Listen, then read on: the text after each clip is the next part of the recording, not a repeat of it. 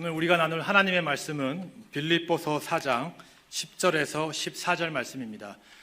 내가 주 안에서 크게 기뻐함은 너희가 나를 생각하던 것이 이제 다시 싹이 남이니 너희가 또한 이를 위하여 생각은 하였으나 기회가 없었느니라. 내가 궁핍함으로 말하는 것이 아니니라. 어떠한 형편에든지 나는 자족하기를 배웠노니 나는 비천에 처할 줄도 알고 풍부에 처할 줄도 알아 모든 일 곧 배부름과 배고픔과 풍부와 궁핍에도 처할 줄 아는 일체의 비결을 배웠노라. 내게 능력 주시는 자 안에서 내가 모든 것을 할 수 있느니라. 그러나 너희가 내 괴로움에 함께 참여하였으니 잘하였도다. 아멘. 할렐루야. 오늘은 모든 개신교회가 종교개혁 502주년 감사예배로 드립니다. 1517년 10월 31일 마틴 루터가 독일의 위텐베르그 성당 정문에 로만 캐톨릭의 문제점 95개 조항을 써서 정문에 붙임으로 위대한 종교 개혁이 시작되었습니다. 루터가 수도사로 고행의 길을 걸으면서도 늘 자신을 괴롭게 했던 것은 사탄이 하는 정죄였습니다. 하루는 꿈에서 사탄을 보았는데 사탄은 루터가 태어나서 지금까지 지은 모든 죄를 끝도 없는 긴 두루마리에다가 적어서 낱낱이 읽고 있었습니다. 그 죄명을 듣고 있다 보니까 괴로워서 견딜 수가 없었습니다. 듣고 있던 마틴 루터가 사탄을 향하여 외친 한마디가 있었습니다. 나의 모든 죄의 목록 아래에다가 이것도 쓰라. 하나님의 아들 예수 그리스도의 피가 모든 죄로부터 정결케 됐노라. 아멘. 그리고는 루터가 꿈입니다. 잉크병을 사탄에게 집어던지면서 이렇게 외쳤습니다. 그리스도 예수 안에 있는 자에게는 결코 정죄함이 없노라. 누가 나를 정죄하랴. 그러자 그 순간 사탄은 자기로부터 도망가 버렸다라는 것입니다. 오늘 종교개혁주의를 행사의 하루로 지나지 마시고 오늘은 특별히 예배자들마다 어떠한 사탄의 정죄와 죄의 억눌림의 사슬로부터 자유케 된 줄로 확인하시고 감사할 수 있게 되시기를 바랍니다. 예수님은 어떠한 죄를 졌느냐라고 묻지 않으십니다. 예수 그리스도의 피는 우리를 자유케 한 줄로 믿습니다. 이제 우리가 좀 이따가 성찬의 피를 나누면서 그 피가 내 모든 죄의 항목에 모든 것을 다 씻어주는 그리고 정결케 된 보혈의 피의 축복인 줄로 믿으시기 바랍니다. 또 하나 예수 그리스도의 피와 찢기우신 살로 말미암아 주어진 축복이 하나됨의 특권이라는 것입니다. 예수님께서 십자가에서 운명하실 때 일어난 기이한 현상은 성전 안에 있는 성소와 지성소 사이를 막고 있는 휘장이 위에서부터 아래로 찢어졌습니다. 예수님께서 십자가의 죽으심으로 우리에게 주어진 축복은 하나님과 막힌 담을 허무사 하나님과 우리가 하나게 되게 하셨고 또 모든 그리스도 예수 안에 있는 자를 하나 되게 한 줄로 믿습니다. 그래서 에베소서 2장 13절부터 15절에 보면은 우리가 예수 그리스도의 찢기우신 살과 피로 말미암아 주어진 특권이 뭐냐? 전에는 예수 밖에 있다가 다 예수 안에 거하게 되었다. 그 이야기를 하고 있습니다. 그때 너희는 그리스도 밖에 있었고 이스라엘 나라 밖의 사람이라 약속의 언약들에 대해는 외인이요 세상에서 소망이 없고 하나님도 없는 자이더니 이제는 전에 멀리 있던 너희가 그리스도 예수 안에서 그리스도의 피로 가까워졌느니라. 그는 우리의 화평이신지라 둘로 하나를 만드사 원수된 것 곧 중간에 막힌 담을 자기 육체로 하셨다. 원래는 우리 다 예수 밖에 있던 자들입니다. 그런데 예수의 사랑과 부르심의 축복 가운데 우리는 다 예수의 약속 안에 거하게 되었고 예수 안에 거하게 된 줄로 믿습니다. 부요한 자나 가난한 자나 유식한 자나 무식한 자나 자유된 자나 종이나 노예된 자나 예수의 피로 우리가 하나가 되었습니다. 과거에는 이스라엘 백성들에게 이방인들은 다 짐승 취급을 받을 만큼 높은 담이 있었는데 예수 그리스도가 이 땅 위에 오시고 죽으심으로 이제는 모든 담이 다 허물어졌습니다. 오늘날 교회들마다 고향별로 모이는 교회가 있어요. 그 교회는 전라도 교회, 이 교회는 경상도 교회, 이민까지 와가지고 그런 교회들이 없지 않아 있어요. 그거는요, 예수의 피를 무한하게 만드는, 무색하게 만드는 피입니다.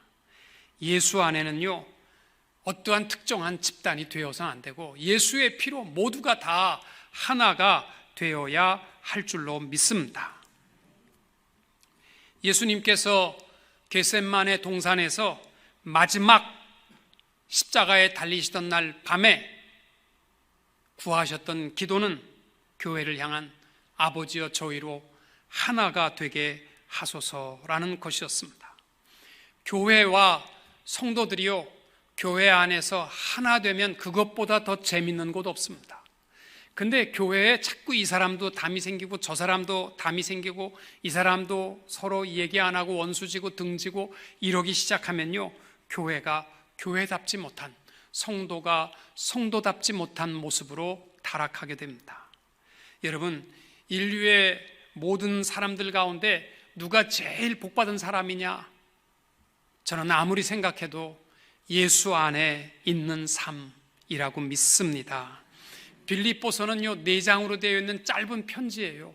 그런데 이 빌립보서에는요, 주 안에서, 예수 안에서, in Christ, 이 말이요 50번이나 나오는 핵심 단어입니다. 여러분, 이 안과 밖이라는 것은요 큰 차이가 있습니다. 예수 안에 있는 자가 누리는 신분상의 특권이 뭡니까?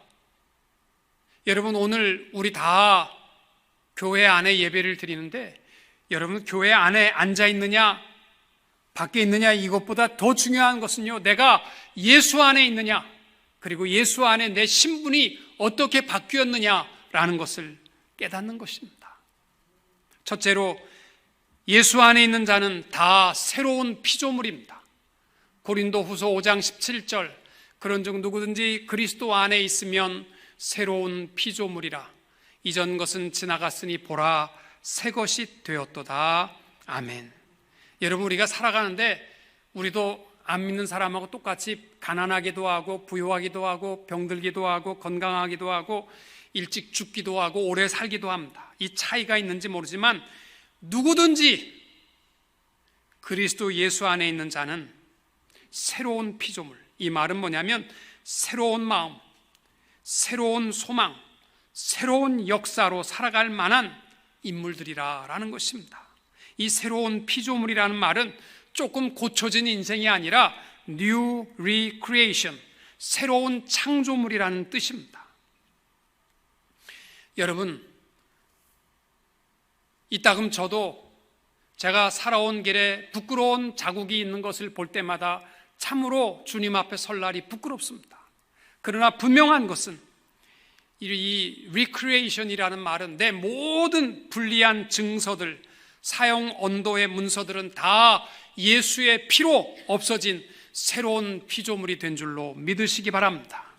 또 예수 안에 있다는 것은 다른 말로 하면 정죄함이 없다는 거예요. 그러므로 이제 그리스도 예수 안에 있는 자에게는 결코 정죄함이 없나니 이는 그리스도 예수 안에 있는 생명의 성령의 법이 죄와 사망의 법에서 너를 해방하였습니다. 또 예수 안에 있는 자에게 주어진 축복이 뭐냐면 영원한 생명을 누린다라는 것입니다. 고린도전서 15장 20절, 아담 안에서 모든 사람이 죽은 것 같이 그리스도 안에서 모든 사람이 삶을 얻으리라. 아멘. 육신에 매여 살아가는 사람은 영원한 영적 사망, 둘째 사망에 이를 수밖에 없지만 그리스도 안에 있는 모든 사람은 어떠한 모양이라도 영원한 생명과 부활의 승리를 얻게 되는 줄로 믿습니다. 우리 종교개혁 주일 아침에 여러분 자신이 어디에 있는가 확인하십시오. 내가 예수 안에 있는 자인가를 확인하시고 예수 안에 있는 자의 삶의 특징, 특별히 오늘 빌립보서 4장에서 바울이 말씀하고 있는 예수 안에서의 삶을 누리게 되시기를 주님의 이름으로 축원합니다.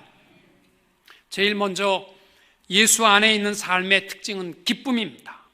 10절에 이렇게 말합니다. 내가 주 안에서 크게 기뻐함은 너희가 나를 생각하던 것이 이제 다시 싹이 남이니 너희가 또한 이를 위하여 생각은 하였으나 기회가 없었느니라. 주 안에서의 삶의 특징은 기쁨입니다. 빌립보서 4장 4절에도 주 안에서 항상 기뻐하라. 내가 다시 말하노니 기뻐하라. 여러분, 빌립보 교회는 바울이 세운 교회입니다. 그리고 바울이 마게도냐로 가서 복음을 전하여 세워진 교회인데 바울이 멀리 로마의 옥중에 있다라는 소식, 로마의 옥중에 있을 때 빌립보 교회로부터 연락이 끊어졌습니다. 편지도 없고 전화도 없고 아무런 연락도 없습니다. 그래서 이 자기가 세운 빌립보 교회 성도들이 어떤지도 궁금하고 답답했는데 이 에바브라 디도편에 의해서 이 빌립보 교회로부터 헌금과 또 고생하고 있는 바울에게 위로의 소식이 찾아왔습니다. 어쩌면 바울은 물질 때문이 아니라 잊어버렸다고 생각했던 이 빌립보 교회, 자기가 세운 교회 성도들이 지금도 자기를 잊지 않고 신앙을 지키고 자기와 동참하겠다라는 그 뜻을 바라보며 너무너무 기쁘다 이렇게 고백하고 있습니다. 여러분, 목회자의 가장 큰 기쁨은 뿌려놓은 씨앗이 아름다운 열매를 맺고 헛되지 않을 때입니다. 여러분, 제가 목회를 하고 지금도 병상에서도 늘 기도하고 있는 것은 대흥교회 모든 성도들이 구원의 확신을 가지고 천국의 소망을 가지고 날마다 기뻐하며 살아갈 수 있는 성도들이 되는 것을 위하여 기도하고 있습니다. 이것이 저의 기쁨인 줄로 믿습니다. 주 안에서 기뻐한다는 것은 함께하는 기쁨입니다. 한 신앙 고백, 한 믿음, 한 하나님, 한 성령님 안에서 함께 기뻐하는 우리 주 안에서의 성도님들이 될 수 있기를 축복합니다. 여러분, 사람들을 보면요, 기뻐할 이유가 하나도 없어요. 살다 보면 사람들에게는요, 냄새밖에 더 날 것 없습니다. 어떤 분이 저에게 이래요. 목사님, 혈액형이 뭡니까? 저는 A형입니다. 그랬더니 목사님 스타일로 봐서는 A형이 아닙니다. 다시 조사해 보세요. 나 100번을 조사해도 A형이라고 그래도 다시 해보래. A형 아닌 것 같대. 그런데 무슨 A형이면 어떻고 B형이면 어때요? 혈액형에 따라서 성격이 좀 다르다고 합니다. 그 특징을 보니까 O형인 사람은요, 오이지상이랍니다. 오만하고 이기적이고 지랄 같은 성격이 O형이랍니다. B형인 사람은 단무지상이랍니다. 단순하고 무지하고 지랄 같은 성격이랍니다. A형인 사람은 소세지상이랍니다. 소심하고 시시하고 지랄 같은 성격이랍니다. AB형인 사람은 지지지형이랍니다.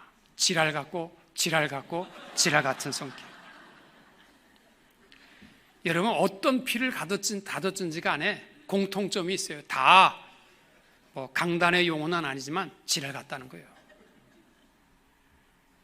사람만 보면 점점 시간 갈수록 냄새밖에 안 납니다. 여러분, 예수 안에 참 기쁨이 있는 줄로 믿으시기 바랍니다. 예수 안에 기쁨 놓치지 마세요.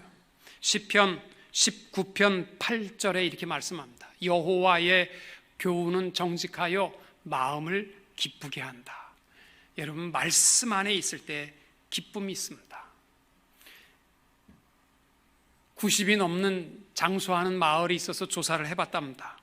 그랬더니 3가지 공통점이 있는데, 첫째는 적당한 운동, 두 번째는 소식, 조금 먹는 거래요. 저는 그걸 못했던 것 같아요. 하여튼 제가 옛날 사진 보니까요, 배가 너무 컸더라고요. 하여튼 많이 먹었어요. 셋째는 기쁨입니다. 기뻐해야 오래 산답니다. 천국의 대표적인 모습은 기쁨이고 지옥의 대표적인 모습은 비난과 참소입니다. 여러분, 우리 대흥교회는요, 누가 어떠한 모형을 왔든지 간에 비난하고 참소하는 교회가 아니라 함께 기뻐하고 또 기뻐하는 우리 대흥교회 성도님들이 될 수 있기를 축복합니다. 찬송가 370장, 주 안에 있는 나에게 딴 근심이 있으랴, 십자가 밑에 나가 내 짐을 풀었네. 여러분, 주 안에 있으면 근심 없어요. 우리 같이 한번 부르시겠습니다.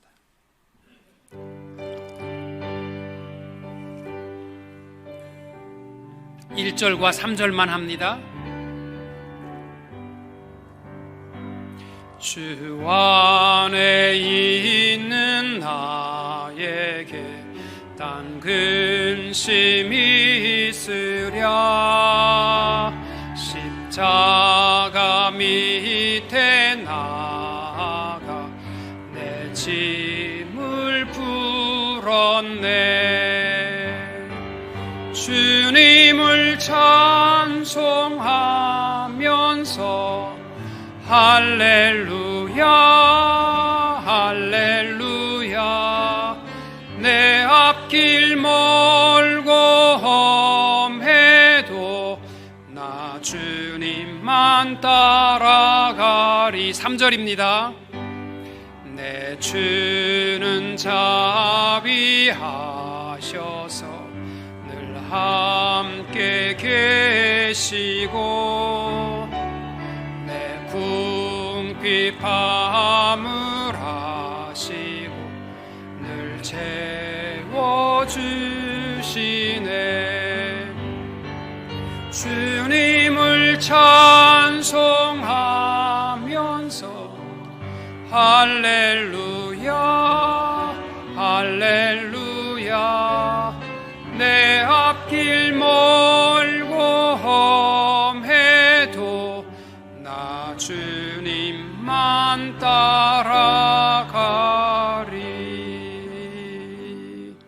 아멘. 두 번째로 주 안에 사는 자의 삶의 특징은 자족입니다. 11절과 12절에 보면 바울이 이렇게 말합니다. 내가 궁핍함으로 말하는 것이 아니라 어떠한 형편에든지 내가 자족하기를 배웠노니 내가 비천에 처할 줄도 알고 풍부에 처할 줄도 알아. 모든 일에 배부르며 배고픔과 풍부와 궁핍에도 일체의 비결을 배웠노라. 아멘.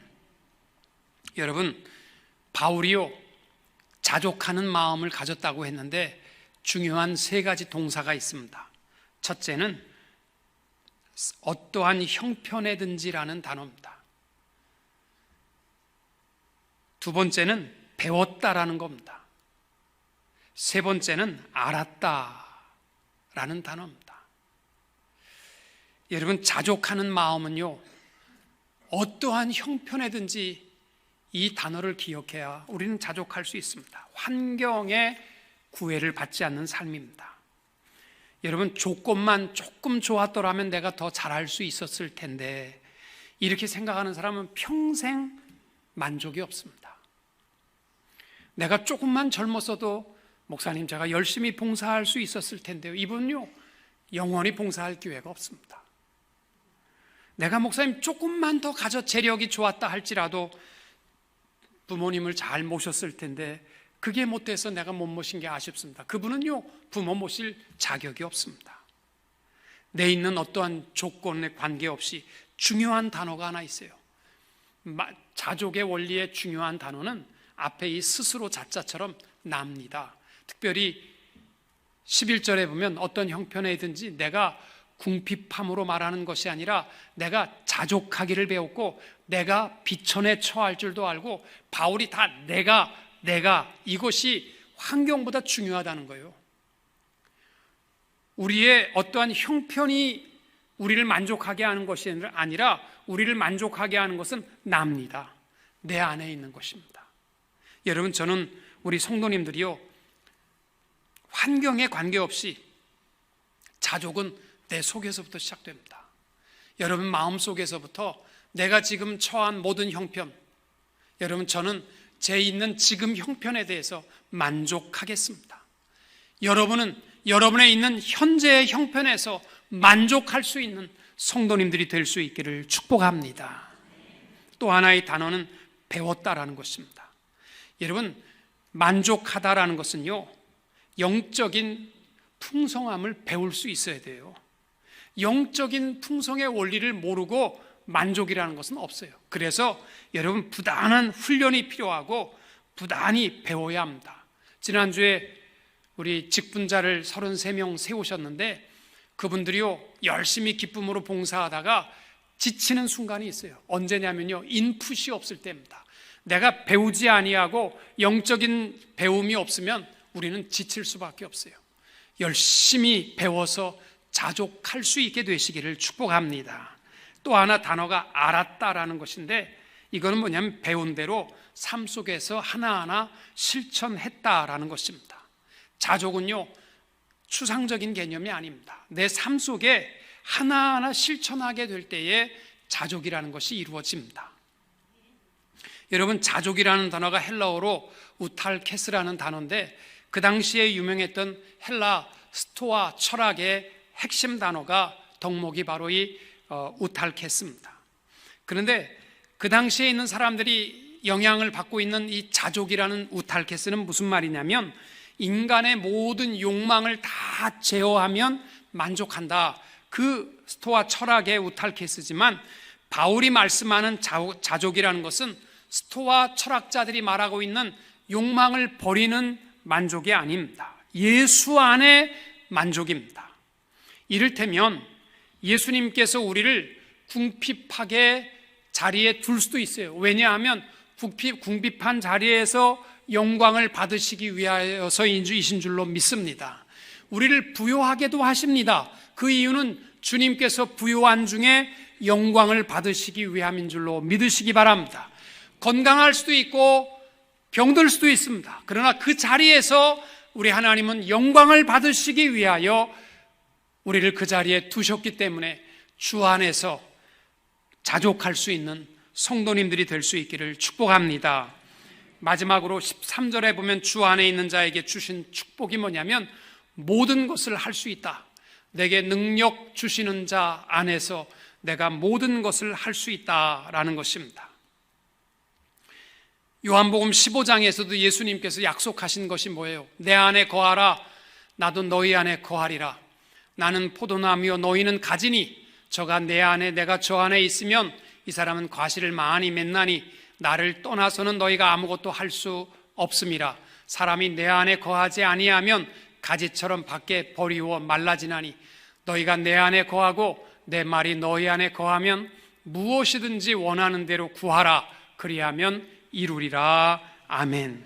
핵심은요, 우리 예수 안에 주어진 특권이 뭐냐면 모든 것을 할 수 있다는 것입니다. 여러분 제가 한 20년 전에 소록도에 부흥회를 갔었어요.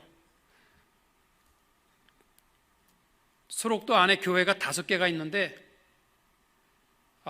목사가 5명 가기로 했다가 한 명이 갑자기 못 가게 돼서 4명이 갔어요. 그래서 부흥회를 하려고 보니까 한 사람이 2번을 뛰어야 되는데 내가 제일 젊다는 거야. 그래서 저는 새벽 예배 4시에 드리고 5시 반에 드렸어요. 2교회, 여기서 하나 끝나고 저기 가서 또 하나 하고, 저녁 예배도 두 탕 뛰고, 제가 2번씩 이제 소록도에서 부흥회를 했어요. 소록도에 가면요, 그 목사님이 저희를 안내해서 가는데, 목사님 지금 가는 곳이 자살바위라는 곳입니다. 이곳이 너무 아름답기 때문에 그곳에 서게 되면 뛰어내리고 싶은 충동을 느끼기 때문에 마음을 가라앉히셔야 됩니다. 그래서 협박을 하면서 저희를 데리고 자살바위로 갔는데 무섭기만 하더라고요. 왜 자살바위냐면요, 옛날에 문둥병 걸린 젊은이들이 와서 살 소망이 없으니까 손 떨어져 나가고 눈 없어지고 코 떨어져 나가고 피와 고름으로 가득한 그곳에서 사느니 죽자 그래서요, 이 자살바위에서 다 뛰어내려 죽기 시작했어요. 수많은 사람들이 죽기 시작한 거예요. 그런데 이 소록도가 변화되기 시작된 것이 언제냐면요, 복음의 역사입니다. 그들에게 예수가 들어가니까 소망이 생긴 거예요. 그래가지고요, 그 다음부터는 자살바위가 다 없어지고, 제가 갔더니요, 제가 갔을 때 소록도에 한 1200명이 있었는데 전체가 크리스찬이고 딱 한 명이 원불교 교인이더라고요. 대단합니다. 중이 원불교 한 사람을 위해서 파송을 해서 왔는데 그 사람이 복음을 받아들여서 예수 믿고 지금 카자흐스탄 선교사로 가서 목사로 일하고 있습니다. 우리 교회 지난번에 부흥회 오셨대요. 집회 한번 오셨댔어요. 여러분, 예수님의 능력은 우리를 불가능한 것이 없도록 하여 주시는 줄로 믿습니다. 우리의 믿음이 부정적이고 소극적이고 될까? 에이, 뭐 해봐야 믿어봐야 그게 그거네. 그러한 믿음이 되지 마시고 긍정적이고 적극적이며 거시적인 믿음으로 변화될 수 있기를 축복합니다. 이것이 예수 안에 있는 자의 특권입니다. 능력 주시는 자 안에서 내가 모든 것을 할 수 있느니라. 아멘. 여러분, 제한적인 믿음, 소극적인 믿음을 갖게 되면요, 우리 영혼이 매일 독국물을 먹는 것처럼 먹다가 죽어가는 것도 모르고 계속 우리의 믿음은 병들을 수밖에 없어요. 내게 능력 주시는 자 안에서 내가 모든 것을 할 수 있다. 이 적극적인 축복과 믿음을 가지고 살아갈 수 있게 되시기를 축복합니다. 저는 의학적으로는 꽝이랍니다. 그러나 내게 있는 유일한 소망은 이 말씀입니다. 내게 능력 주시는 자 안에서 내가 모든 것을 할 수 있느니라. 아멘. 이 말씀을 붙들고 두려워하지 아니하고 담대하게 살아가는 예수 안에 성도님들이 되시기를 주님의 이름으로 축원합니다.